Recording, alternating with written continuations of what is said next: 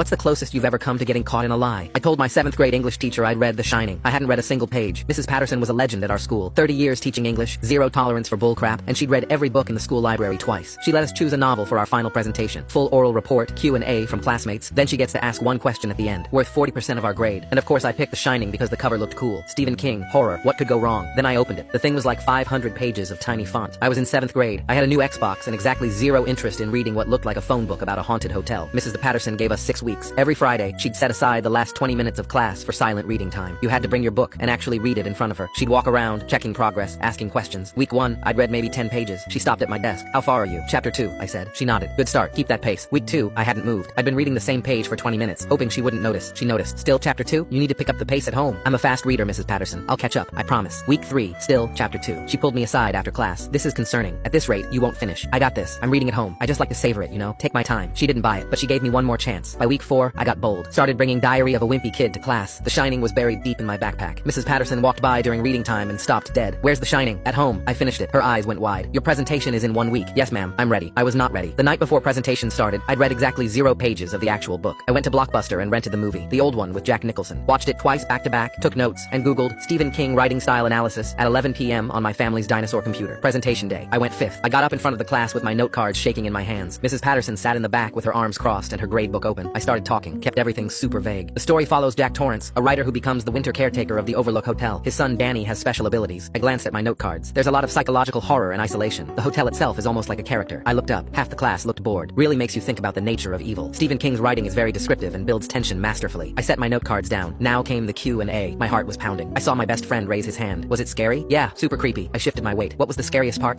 Probably the hedge maze. Very intense. Someone in the back raised their hand. Would you recommend it? Totally. Couldn't put it down. Well, at least that's what Sarah H. said in her Google review, but I was crushing it, nailing it. Then I made eye contact with Mrs. Patterson. She wasn't writing in her gradebook. She was just staring at me. That look teachers give you when they know you're full of it, but they're waiting to see how far you'll take it. I actually started feeling good. My hands stopped shaking. I pulled it off. Okay, does anyone else have questions? No one raised their hands. Almost home free. Then I remembered. Mrs. Patterson always gets the last question. Then I said the words I'd been dreading. Mrs. Patterson, do you have a question? Long pause. She closed her gradebook, stood up, walked slowly to the front of the classroom. Everyone went silent. She stopped right in front of my desk. Yes, I was wondering if you could tell us about some of the major differences between the book and the movie. My balls literally dropped through the floor. The room went completely silent. Everyone was staring at me. She knew. She absolutely knew. And she just trapped me in front of the entire class. I stood there frozen. My brain was screaming. I could feel my face getting hot. I had 2 options. Admit I didn't read it and fail, or try to make something up and fail worse. Then it hit me. The dumbest, most beautiful idea I'd ever had. I looked her dead in the eye. I'm sorry, Mrs. Patterson, I don't know. I never saw the movie. The classroom exploded into whispers. She just stared at me. 5 seconds. 10 seconds. I thought I was dead. Then she smiled. The first smile I'd ever seen from her. Sit down. B+.